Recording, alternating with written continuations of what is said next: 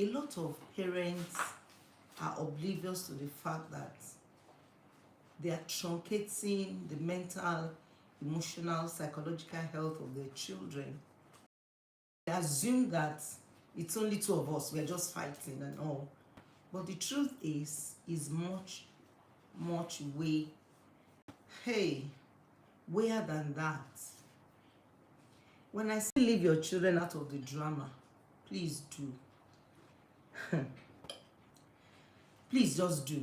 Because if you understand what trauma is, if you understand the dynamics of pain, deep-seated pain in the lives of your children for a long time, and those things will travel with them to their future. Many parents don't know that the anger, the reaction, the fight, the yelling, the physical fight, the verbal fight, the things you said to each other because of offense, because you are unhappy, because you are angry, sits in the subconsciousness of your children. And the painful thing is, those children will just keep forming their own pattern of living. You see, it pains me to my marrow that why would we subject and subjugate our kids to such a toxicity? Because every child comes into the world blank. Whatever we play to them, they play back to life. Simple and straightforward. It's not rocket science. It's 1 + 1 is 2. Whatever you are played into the minds of your children, to their consciousness, to their subconsciousness, to their medulla oblongata, that is what they play back to life. That is what you'll be seeing in the lives of those children. So thinking that the conflict between you and your spouse, oh, it's just the two of us, it doesn't matter, they are oblivious. No, they are merging, they are converging, they are packaging, they are resolving, they are reaching a compromise on how they're going to live their lives. That scares me. Most parents don't know. What they are doing is, it's normal for dad and mom to fight. It's normal for dad to yell on mom. It's normal for mom to talk back at dad. It's normal for one person not to be emotionally intelligent, to de-escalate, to trivialize crisis. Oh, it is normal when daddy shouts, it's normal to shout. So before you know it, your son, your daughter begins to yell and shout, and of course, you will not know. Nobody knows. Then, when they are now married, you will now be seeing them acting strange. Unfortunately, the worst place ever is when kids are raised in a religious homes. Some of you, your God has become a paradox to your children. In all fairness, for them to have faith in God is becoming difficult. It's becoming confusing. God has confused your children because you are their letter small g God that they know. You are the one that represents God Almighty to them. It will take the mercy of God. It will take the grace of God. It will take divinity for your children to crawl back to your Creator, to your God, because you have confused them. In the morning, you do family devotion. While the family devotion is going on, a few minutes after, there's a beating, there's a slapping, there's a yelling, there's a curses. There are curses that are flowing here and there. Statements are being made that questions the God that we don't see, that we just talked about, the God that we don't understand, that we just spoke to, that we prayed to. Is that God so bad, so confusing, such a paradox that how can it be? So they look at you, say to them unconsciously, do what I say, not what I do. And with that simple paradox, your children becomes a pain, not only in your life, but in the society. They become a pain, not only to you, but to the wives and the husband they're going to have. And that, to me, it's not fair. Now, in my profession, we don't blame people because we know that hurting people hurt people. Somebody passed the baton to you. You are passing the baton to your children. Your children are passing the baton to their children. Their children are passing the baton to their children's children. So it becomes a pattern, generational pattern. And that's what people call the curse. Yes. I'm not saying that curses don't happen, people don't experience curses, but the truth is, pattern that is not treated, that has become rigid and is being passed down. Let me say this about passing the baton. Some of you don't even know the effect of passing the baton. You see, when you pass the baton, it becomes stronger at every generation that is being handed, that you hand it over. It's the same thing with blessings. Now, I don't want to go into scriptures, but do you know that Abraham committed adultery, slept with Hagar? I have to go to the scriptures, that's all I know. Slept with Hagar. Hagar became a problem, and Sarah and Hagar and Ishmael and all of them. So much drama. Can you leave your children out of this drama, please? Before they knew it, God said, okay, obey your wife. So she left with her son. But the impact stayed there. Isaac married a woman that is also dysfunctional. That is not where I'm going. When Isaac got married, they had their issues, trauma sitting in their subconscious mind, to an extent that when Isaac was going to bless his two boys, he didn't tell his wife. The woman was his dropping. Meaning that for the fact that there's a dysfunctionality, there's a consistent misunderstanding in the marriage, the wall of communication has broken. So there was no communication. Nobody is saying anything. They were not talking. They were not communicating. What is in this? God has said to you, there are two nations in your womb. God has said to you, you are going to be great nations. Greatness is everywhere written. But the truth is, because of where Isaac was coming from, the wall of communication had broken down. The moment you are raised from a dysfunctional home, there's no communication. Don't talk, don't communicate, don't trust, don't believe in anybody, and don't feel. So the stigma is in your soul, consciously and subconsciously. Now look at that. Isaac did not commit adultery, but trauma was passed down. Nobody would have said Isaac had trauma, in all fairness. But the truth is, trauma was passed down.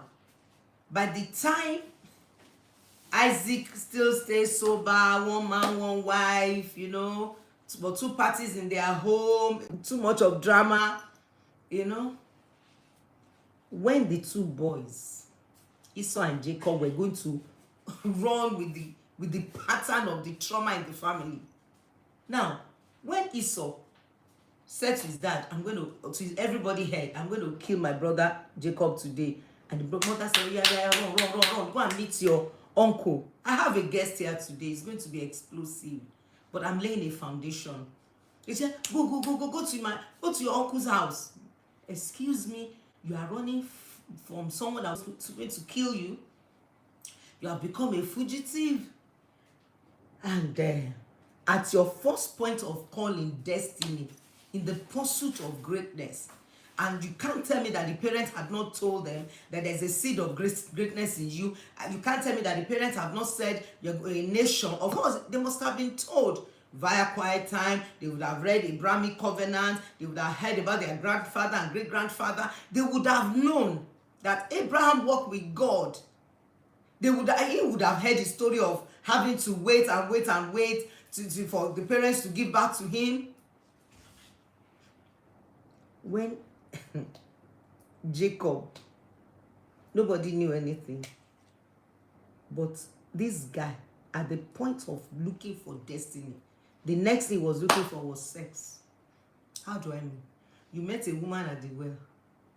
You helped a woman. And the next, you just meet a woman somewhere, you don't know the demon, the spirit that is coming with the person. The next thing you are feeling erection, you are feeling somehow. How? In the pursuit of destiny. Is it a woman that is next? You know what shocked me? The father-in-law said, not a problem. 7 years. 7 years. On the pursuit, or in the pursuit of private part. 7 years or like 7 days. Excuse me. Can you see the pattern?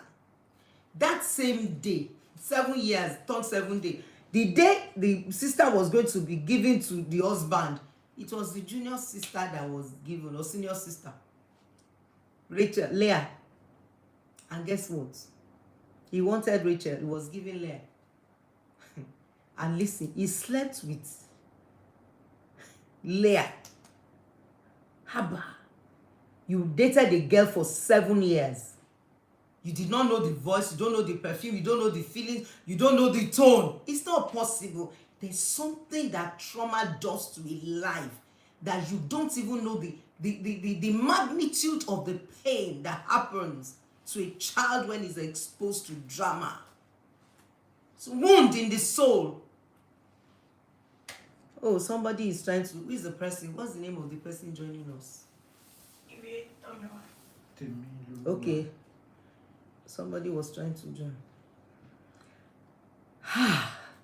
At the end of the day, what happened? He slided into polygamy like no man's business. 7 years, like 7 days. Those two women, there were issues. If I give my husband mandrakes, he will love me. If I give him sex, he will love me. Start dancing to a music you don't know is playing the rhythm in the same home. So scary, man. That is what happens when a child is exposed to trauma. How can a man dating your sister for a very long time in this life, 7 years, 7 years, and the next thing to do is to sleep with his sister? What made the father of those two girls assume that because the other sister was weak-eyed, so she cannot get a husband, and the girl, an adult, consented to allow a man to sleep with her without loving her, not doing anything? It was your sister they did 7 years planned for. Childhood trauma. Can you please? And all of us turn from a home. I have a guest today. I have a guest. She's one of my students at the women training school. And I just did trauma screening tests for all of them. I did it for them to know, because you cannot put a new wine in an old skin. You can't be helping somebody to be great. They'll be struggling, they'll be crawling. You know how many people have passion, they want to be great, they want to be this, they want to be that, but because of where they're coming from, they are crawling, they are stagnant. They are loaded, but they are wounded. Many people all over. If you see the level of people, or as many people that are praying, oh God, oh God, oh God, oh God, use me. But they are struggling with pornography, they are watching pornography, they are masturbating, they are angry, they are reactive, they are not. The circle of guilt and shame has put so many on a wheelchair, mentally, emotionally, psychologically, sometimes physically. Mephibosheth, trauma puts him on a wheelchair. Family trauma. When war broke out, the meaning of Mephibosheth is the one that destroys shame. When shame came, he was crippled. You know how many people are crippled mentally, emotionally, psychologically because of family trauma? Please, I don't care how much it's going to cost you to seek therapy. There's no price that is too high to pay for your sanity, for you not to pass the baton to your children, If you continue, your children will give it to their children. Their children will give it to their children. It goes on and on and on. How? My guest is here. Her story is humbling. I told her this afternoon, I said, I don't want to cry. But the truth is, I had to invite the mom. The things her mother was saying. Yes, my guest. I want to invite her. Let's invite my guest. I should just invite her straight up.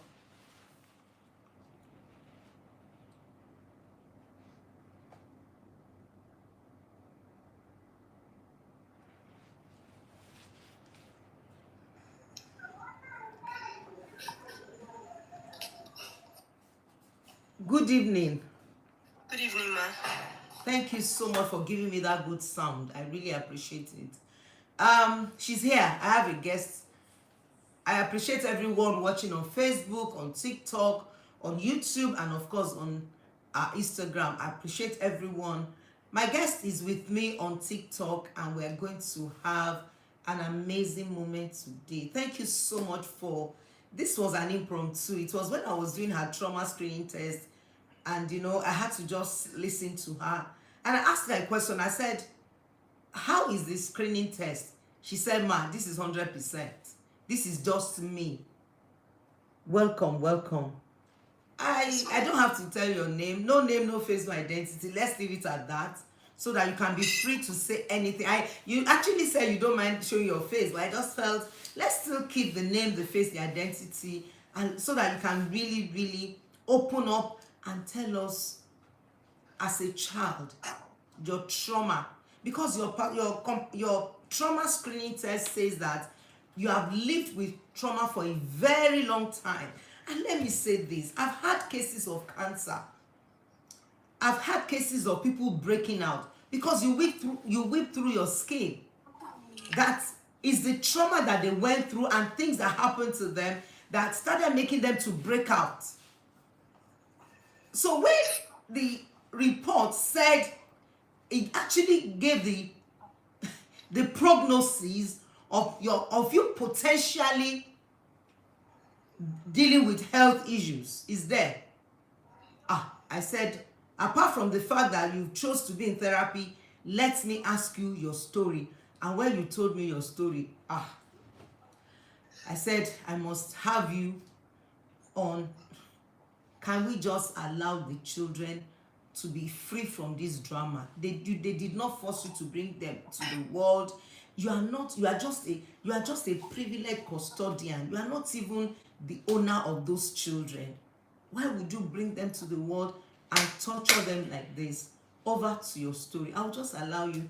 I need my pen and a paper. I'll just make some notes. If I have to ask questions, I will ask you. But please feel comfortable to tell us your trauma points and how trauma traveled to your life growing up.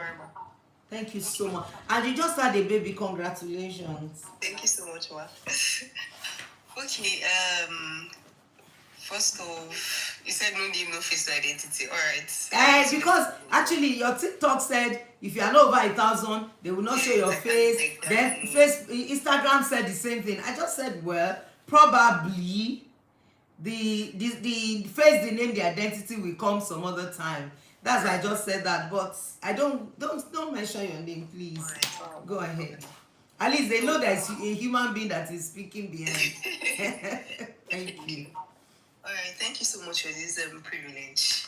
So, first of it all started when my parents met each other, and my mom had a late marriage. She met my dad, and from there they had premarital sex before wedding, before their proposed date of wedding actually.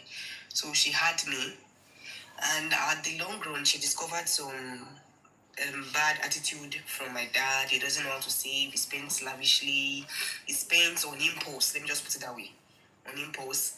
And from there, and she's this very hardworking person. She's very, very hardworking. So she's always complaining. Change this attitude, change that attitude. And from there, we are buying a wedding. Let's get an apartment. My dad spent the money on buying shoe.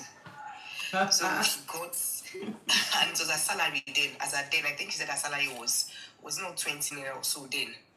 So it was all her savings she gathered to like give it to him, like, okay, let's get an apartment, and you went to buy a shoe. How? She got angry, not knowing she was pregnant. Then, wow. So when she left, my dad was begging, please come back. I can't be without you. I'm this. Please help me. I'm helpless. Went begging. Went to my mom's siblings. About me pay this and that.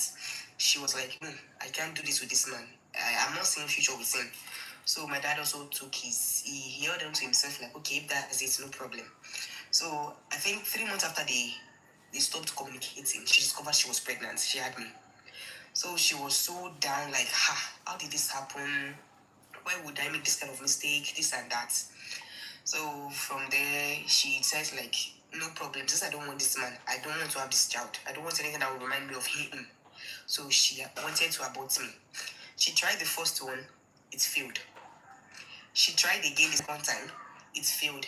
It was the third one that nearly took her life that she said to hands up, like, okay, I'm not doing this. And she went ahead to meet my dad, I'm pregnant, this and that, and they had the wedding. So my daddy said, like, okay, a very good opportunity to bring her back. Like, okay, since you're pregnant for me. So from there, growing up, my life thinking it was going to be okay. Since I have parents, I'm going to live well and function well, but it was the other way around.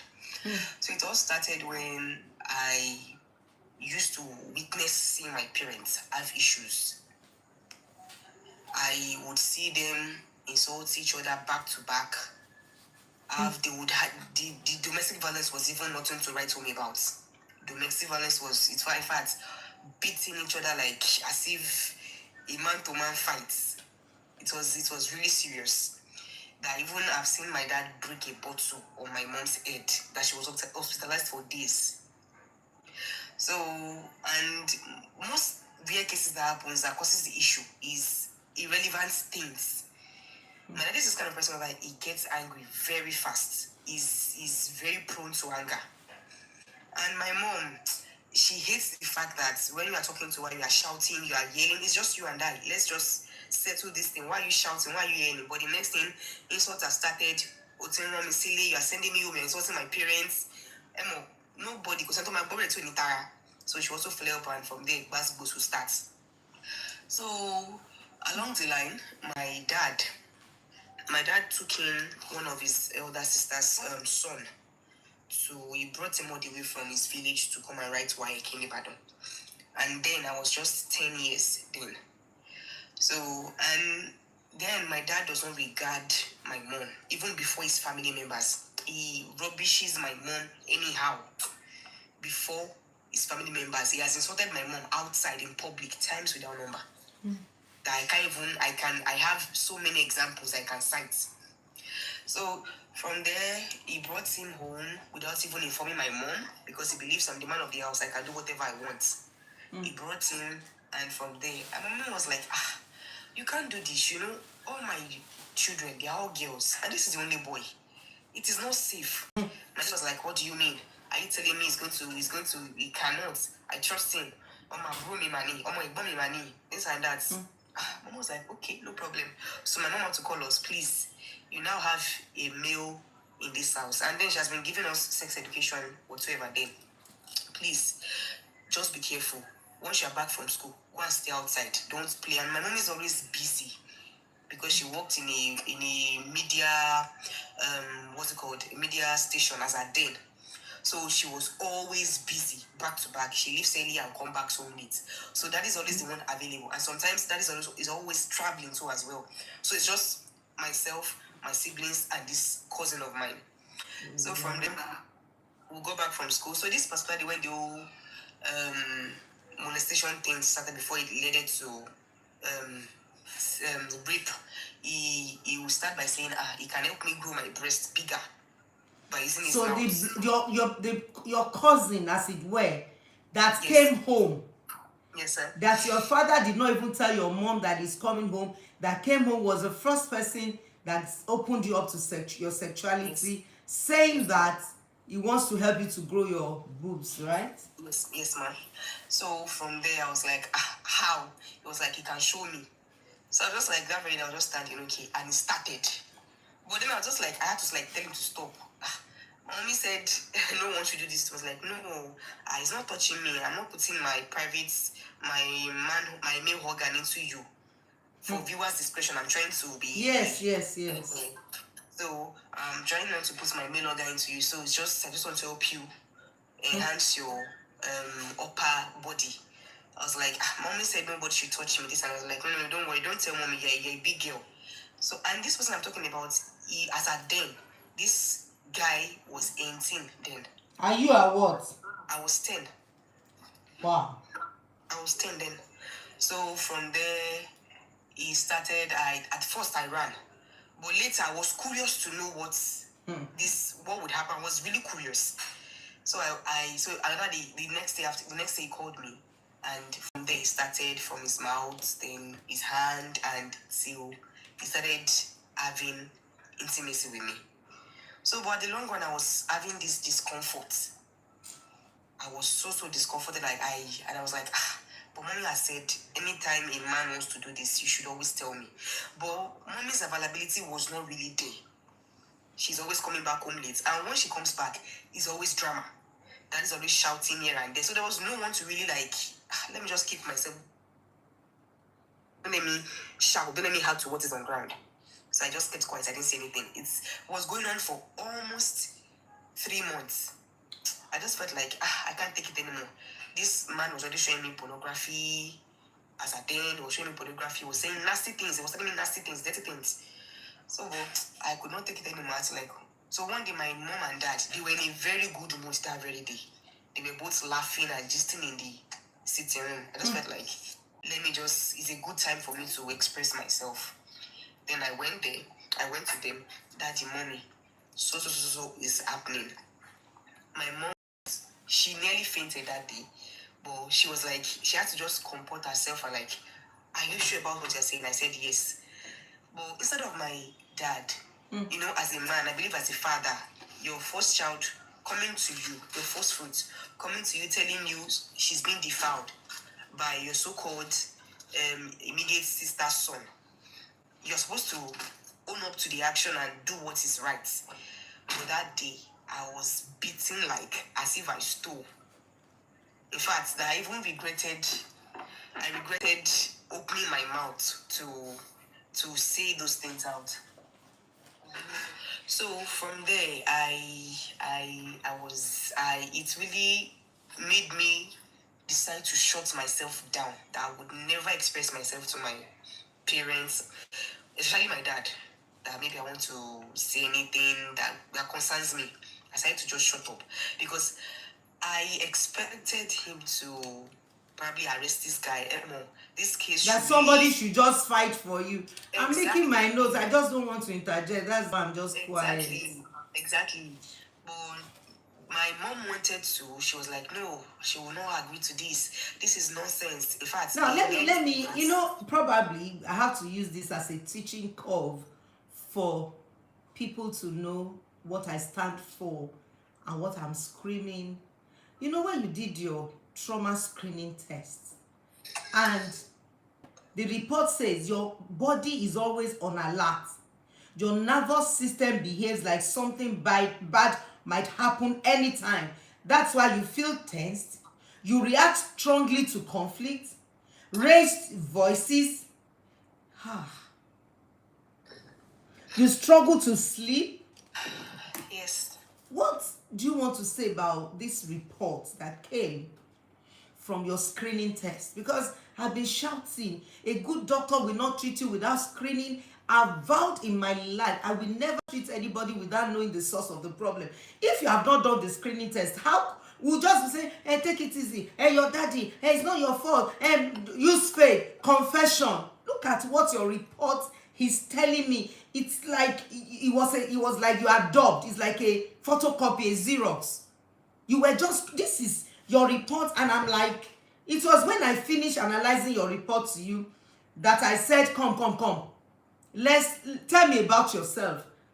this thing, how did you see the screening test? Just say something briefly about the screening test. Was really helpful. It brought more clarity to myself, because without it, to be honest, I don't sleep, ma. I should have a very stressful day, because I'm actually into event planning. So you know how tedious events can be, the whole decoration and the likes. Getting home and sleep, I won't sleep. If I don't play music yet, to shut down. In fact, I used to tell my husband, is this kind of person, he sleeps very fast. And I'm like, how are you able to do it? But for years, if not because of this screen made me discover, like, so this is the reason why I can't sleep properly. Now let me say something here. I'm always tired. You're always tired, you don't sleep. But the truth is, if your mind, your body is not resting, this, I've seen people that are diagnosed of cancer because their body, if when I saw your test and your report, I was scared. I said, no. This girl, if it was a physical sickness that you brought to the hospital like this, for instance, if you go to the hospital and the doctor takes your BP and they know it's high, what would they do? Straight to admission. I told you, I said straight to therapy, because this can break you out into any form of sickness. It can cause cancer, it can cause ulcer, it can become many terrible things. I don't like to speak negative, but this trauma that has traveled with you from childhood is now sitting in your soul, is sitting in your body. At least your body that you need to rest. Now you are not resting. So when people start diagnosing cancer, diagnosing sicknesses, people will be wondering, where did I get it from? Most of the crises we are dealing with today, health issues, stems from trauma. Please go ahead. So that very day, I said, like, since then, I won't say anything to anyone anymore. My mom disagreed. No, this is not going to be. This can never be. This and that. As a mother, the whole Drama is there, which she was crying. And I warned you, I did this. I just shut her up, and till date, this man I'm telling you is happily married with kids. They never brought. In fact, I'm not even sure if his mom is aware about what he did. Because my was like, my baby Jenny, don't spoil the family. Exactly. The man, your son slept with my daughter back to back, disvirgined her, promised but don't tell anybody. The secret is there. Don't talk, don't feel, don't trust. Don't spoil family. Let the family be spoiled, man. So till date, I have the scar. I have the scar of my beating from my dad. I have it all over my body, because so I have the whole scar. So from there, it's my parents nearly divorced, because it got to a point my mom had to take us away and take her down to her sister's place in Osun State. That no, she can't deal with this. And my daddy was not even ready to let this guy go. Finally, no, you see, that's why in my profession you don't blame people. When we're having this conversation and I was talking to your mom, I said your dad was also abused. That's why we are talking about healing, restoration here. Nobody is judging. Okay, so that's why I don't do, I don't yell, I don't feel excited when people are giving out these strange stories, because I understand the roots. Your dad, you told me that your dad did not forgive his dad till he died. So if you are bleeding, you bleed on people. Hurting people hurts people. Passing the baton to your children. I said it at the inception of the program. I said, if you don't deal with these things, you just keep passing the baton. So it's not even your daddy's fault. Imagine somebody is living with your daughter. Your daughter opened up to tell you, and the next thing is to beat your daughter to have marks on her body, and you still not, God, let go of the fact that a father takes you further. Your father is a protector. Your father is your preserver. Your father takes you faster and further in life. Boom. Go ahead. Scary. So after that, my mom said, like, okay, she was doing fine. Like I said, that she was working in a media station then. So she was like, okay, at this junction, I'm separating from this man. I'm going with my kids. So then we were three, just myself and my two sisters. That she was going to leave the country. But I think then the policy then was you can only go with 2 kids. So she was actually dumbfounded, like, who is she going to leave behind? Is it me? Is he my immediate sister, or the one she was still carrying then? So she just came like, let me just stay with this man. Check him out for me, Lube. Let me stay with my children. So I thought that was the end of it. Like, okay, at least daddy has done what he wants to do. But deep down, that was when the hatred for my dad started. That very day. So from there, I finished junior secondary school. I went to secondary school. I finished. But before I finished secondary school, it became worse. In fact, if there's another word for worse, I would use it. His hatred for me just kept. Your dad hated you. With passion, man. With passion. With passion. In fact, he would, and he's a man of God in a reputable church. Let's go to that. So the man, your father we are talking about, is a pastor. I told people, I said, when you get people born again, don't dump them in the choir. Don't make them pastors. Don't make them leaders. Ask them, why waiting you carry? Drop your weight, jettison. No, she's the guy. You cannot contend the fact that the man is not born again. He's actually a pastor, but anointed but addicted. Continue. All right, so from there, his passion for me, like the hatred he had for me, was just so strong.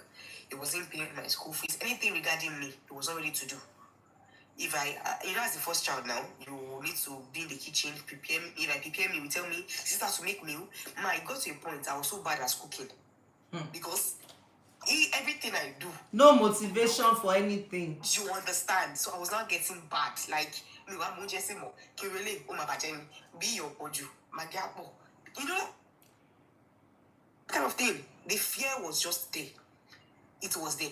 It got so bad that I had this scar on my right leg. The day I was cooking, I wanted to make dinner for everybody. I was making plantain, dodo, and mistakenly, I could not tell anybody. But in fact, they would have said, oh God. It was that bad. No wonder your screening test really exposed your Look at what one of he said. He said, you please people, you struggle with boundaries. You fear that if people see the real you, they will walk away. Shame is sitting in your identity. This is your report for screening test. And you are telling me you can't screen before you treat? The truth is, this is the report. It was your report that brought us here. Wow.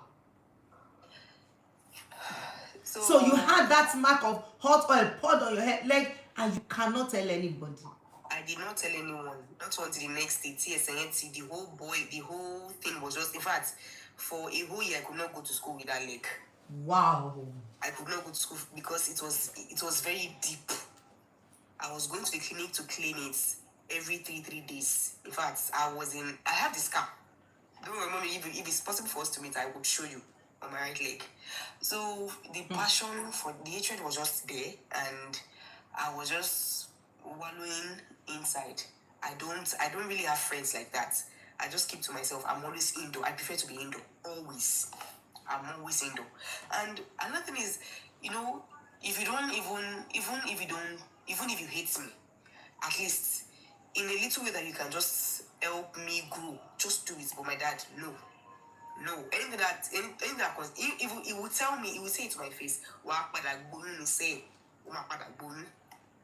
Your father, come on. Yes, he will curse me. He will tell me I'm a bastard, I'm useless.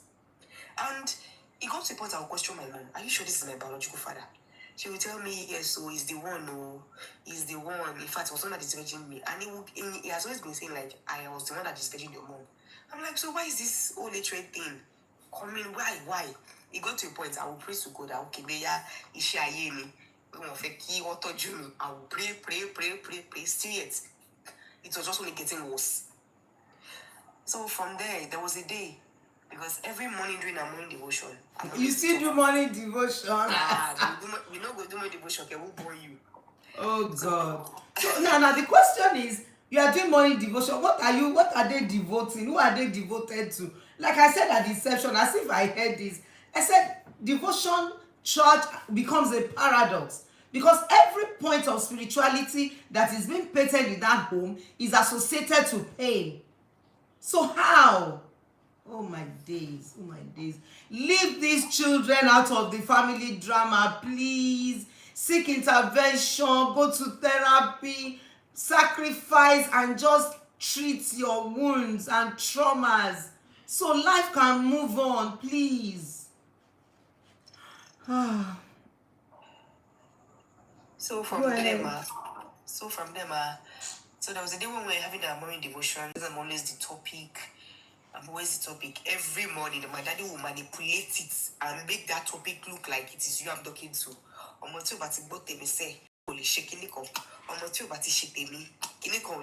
like, in my head, and I'm like, is this my devotion? So that day, I just stood up, shouting, Daddy, what is that thing I've done to you that I've just that? What is that thing? For all these years, you've never liked me. What is that thing I have done to you? That, okay, if I've wronged you, I went on my knees, Daddy, please forgive me. This is me begging. I was crying. This is me begging. And if it's anything I've done, I want to know. I just want to know. Just tell me. My daddy was shocked that I could confront him that very day. Because all my life, anything he says, I'm always just crying and not saying anything. And he will keep taunting me. I'll keep crying. My mom doesn't even join us in morning devotion. It was, in fact, everybody was just doing their own. It was just my dad and my siblings. My mom would not join. For years, she wasn't joining us for devotion. But like, what's the point? Because the morning devotion will turn to curse. You're always cursing. So what's the point of, we are not inviting God, it's the devil. I'm sure some people will understand this. When morning devotion becomes a curse, what's a curse altar? So from there, it was like, you want to know what you did? You want to know what you did? Then the next thing just stood up, he slapped me, started beating me. So my mom came to defend me. Checking the call. From there, it became a domestic violence early in the morning when we were supposed to go to school. From Bass Boost. My dad took this because then we're having my mom just delivered our little brother then. So I think it was around 8 months. Now, is it not a paradox? When you are being beaten, you are being abused, and the next thing is pregnancy back to back, you could see that mommy is actually an enabler. She just wanted, maybe like Leah, if I give him sex, he will love me. If I'm fine, he will love me. If I bleach, he will love me. Oh gosh. It got to the extent for my mom. So from there, she defended me. So my dad took this flax, eat it on my dad's head. My mom just retaliated. So I think when they were fighting, my dad had to put his thumb into my mom's mouth. Ah, yeah. My mom nearly beat that finger off. That till date, he can't fold that thumb. Daddy cannot fold that thumb because mommy beats him. Yes. Because he broke his head with, oh dear Lord. With a baby flax. So from there, I was feeling guilty, like I caused this. I should have raised my voice. Thank you. Let's stop there. I'm going to bring you back 3, 4, 5 episodes. I actually do drama free for 30 minutes. And I don't want to bring it to my story, my reality, because this is a childhood wound. But let me say something with what you just said now. When there is a conflict in a home, when there is drama in a home, the child feels guilty. The child will say, it's my fault. She said it as it is written in the book. The moment there's a crisis in a home, the next thing a child will say is my fault. I wish I did not do this. I wish I had been doing better in class. I wish I'm more intelligent. I wish I can cook. Leave these children out of this drama. You are hurting them. You are truncating their future. You are handling a negative pattern to their children's children. And if you are hearing me now, and you know that your children has witnessed a little of this drama, please take them to therapy straight. Take those children to therapy. I'm so glad that you came tonight to just share your heart. If I allow it to exceed this, it's over 30 minutes already, it's 7:40, and I want to really stick to this time so that people can share, and just share with their friends. I don't know why some people had to tag me today when Davido went to the court and there was so much drama. Look at the identity of that child. I'm going to invite you next week, drama free, same time, I will tell them I have a guest, maybe I just wish they could follow you on your Instagram page. You can help me to actually write it so that they can follow her. At least let me build that Instagram platform so that she can see her face, because you told me that you don't mind showing your face. Yes, ma'am. we'll try and help you to build. Can we just, probably share that, let them follow her. When we are tagging, we just say follow her so that they will know it's real people, real person, real story, real trauma, real childhood trauma. Leave your children out of this drama. Thank you so much for allowing me to hear this and trusting me with your healing and your therapy. I am so grateful. Thank you, thank you, thank you. Probably in one of the episodes, I'll just make sure that mommy shows her voice and something so that people will know that we are not making up stories. Your screen gave us 100%. Can you say something again about screening tests? Probably tell people that they should not assume that they don't need tests to be treated. The first thing is test before any treatment. I have vowed and I'm still vowing I will never touch anybody's life to cancel, to do anything if there is no screening. You have to give me the result and I know what I'm working with. If not for your reports now, I won't know what I'm working with. See, even your daughter knows that time is up. That's why she's crying on that. Thank you so much for allowing me to be part of your life. I appreciate you. Of course, she's a student of the Women Training School. And the last set, we are finishing this Saturday powerfully, explosively. Thank you so much for joining me. I am grateful. See you some other time. See you next week. Definitely, yes. Bye, ma. Bye-bye.